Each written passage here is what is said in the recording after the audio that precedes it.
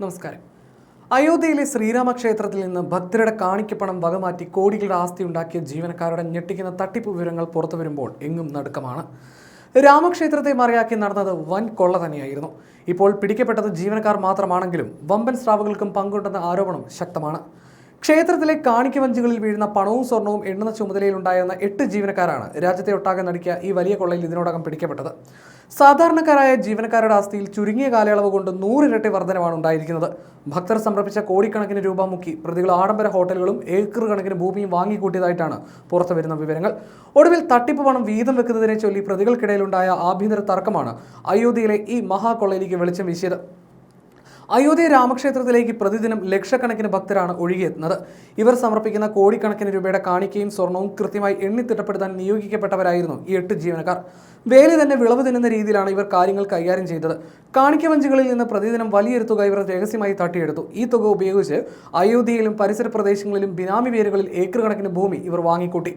ഒരു സാധാരണ ജീവനക്കാരന് ചിന്തിക്കാൻ പോലും കഴിയാത്ത വിധം ചുരുങ്ങിയ നാളുകൾ കൊണ്ടാണ് ഇവരുടെ ആസ്തി 100 ഇരട്ടിയായി വർദ്ധിച്ചത്. എല്ലാം സുഗമമായി മുന്നോട്ട് പോകുന്നതിനിടയിലാണ് പ്രതികൾക്കിടയിൽ ലഹരി മൂത്തത്. മോഷണ മുതലായ കോഴികൾ തുല്യമായി വീതം വെക്കുന്നതിനെ ചൊല്ലി ഈ 8 അംഗ സംഘത്തിനിടയിൽ വാക്കുതർക്കമുണ്ടായി. വിഹിതം കുറഞ്ഞുപോയ ചിലർ മറ്റുള്ളവരെ ഭീഷണിപ്പെടുത്താനും ഒടുവിൽ രഹസ്യങ്ങൾ പുറത്തു പറയുമെന്ന ഘട്ടത്തിലേക്ക് കാര്യങ്ങൾ എത്തിക്കാനും തുടങ്ങിയതാണ് അന്വേഷണ സംഘത്തിന്റെ കണ്ടെത്തൽ. കാണിക്കവഞ്ചികളിലെ പണവും സ്വർണ്ണാഭരണങ്ങളും എണ്ണുന്ന ചുമതലയിലുണ്ടായിരുന്ന 8 ജീവനക്കാർ ചേർന്ന് ഏതാണ്ട് 7.75 കോടി രൂപയോളം തട്ടിയെടുത്തതായിട്ടാണ് പ്രാഥമിക നിഗമനം. പ്രതികളുടെ ആസ്തിയിൽ അവിശ്വസനീയമായ വർധനവുണ്ടായതായി അന്വേഷണ ഏജൻസി കണ്ടെത്തിയിട്ടുണ്ട്. വളരെ ചുരുങ്ങിയ കാലയളവിനുള്ളിൽ പലരുടെയും ആസ്തിയിൽ 100 ഇരട്ടിയോളം വർധനവുണ്ടായതായി ബന്ധപ്പെട്ട വൃത്തങ്ങളെ ഉദ്ധരിച്ച് NDTV റിപ്പോർട്ട് ചെയ്തു.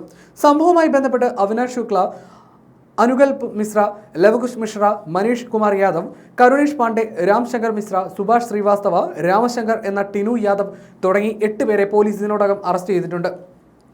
കാണിക്കവഞ്ചികളിലെ പണവും ആഭരണങ്ങളും എണ്ണുന്നതിനിടയിൽ പ്രതികൾ പണം മോഷ്ടിക്കുന്ന ദൃശ്യങ്ങൾ CCTV ക്യാമറകളിൽ കൃത്യമായി പതിഞ്ഞിട്ടുണ്ട്. അന്വേഷണം തുടങ്ങുന്നതെന്ന് അറിഞ്ഞതോടെ പലരും തങ്ങളുടെ മൊബൈൽ ഫോണുകളിലെ വാട്സപ്പ് ചാറ്റുകളും മറ്റ് വിവരങ്ങളും ഡിലീറ്റ് ചെയ്യുകയും ചിലർ ഫോണുകൾ പൂർണ്ണമായി ഫോർമാറ്റ് ചെയ്യുകയും ചെയ്തു. ഡിജിറ്റൽ തെളിവുകൾ നശിപ്പിക്കാൻ പ്രതികൾ കിണഞ്ഞു ശ്രമിച്ചെങ്കിലും CCTV ദൃശ്യങ്ങളും മറ്റ് ഇലക്ട്രോണിക് തെളിവുകളും അന്വേഷണത്തിൽ നിർണായകമായിട്ടുണ്ടെന്നാണ് വിവരം.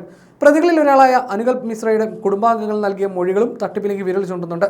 ക്ഷേത്ര ട്രസ്റ്റിൽ ജോലിക്ക് ചേർന്നതിന് പിന്നാലെ അനുകൽപ്പിന്റെയും കുടുംബത്തിന്റെയും ജീവിതശൈലിയിൽ വലിയ മാറ്റങ്ങൾ വന്നതായി അദ്ദേഹത്തിന്റെ ബന്ധു നേഹ മിശ്ര പോലീസിനോട് വെളിപ്പെടുത്തിയിരുന്നു.